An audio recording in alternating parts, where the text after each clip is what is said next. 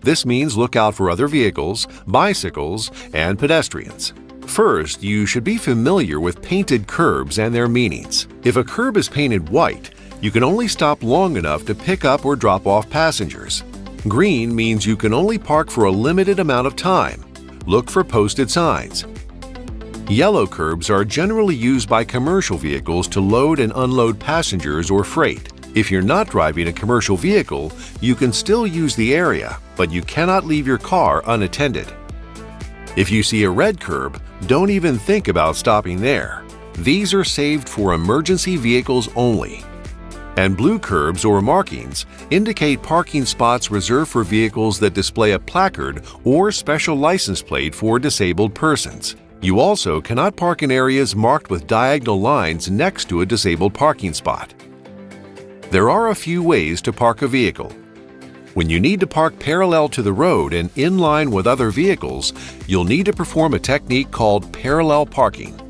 Here's what you need to do. Find a space at least 3 feet longer than your vehicle. Use your signal to let other drivers know you are about to park. Pull your car alongside the vehicle at the front of the space, leaving about 2 feet between the vehicle or space next to you. Stop once your rear bumper is aligned with the front of the parking space. Check your mirrors and look over your shoulder for hazards. Begin to back up at a 45-degree angle and use an S motion to move into the space. You may need to pull forward and backward to straighten out. Once your car is parallel with the curb, center your car within the space. When parking on a hill, it's important to point your front wheels in the direction that will prevent your car from rolling into the street should your brakes fail. Follow these guidelines.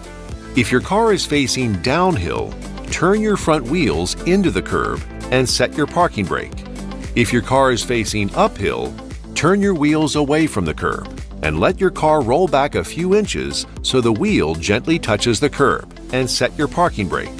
If you're headed either uphill or downhill and there is no curb, point your wheels in a direction that will allow your car to roll away from the center of the road if your brakes fail. You should be aware that there are spots where you are not allowed to park. Here are some common examples. If a no parking sign is posted, on a marked or unmarked crosswalk, sidewalk, or in front of a driveway, within 15 feet of a fire hydrant, on the wrong side of the street, or on a freeway, except in an emergency or when law enforcement pulls you over. Make sure you park completely off the pavement so other vehicles can pass by.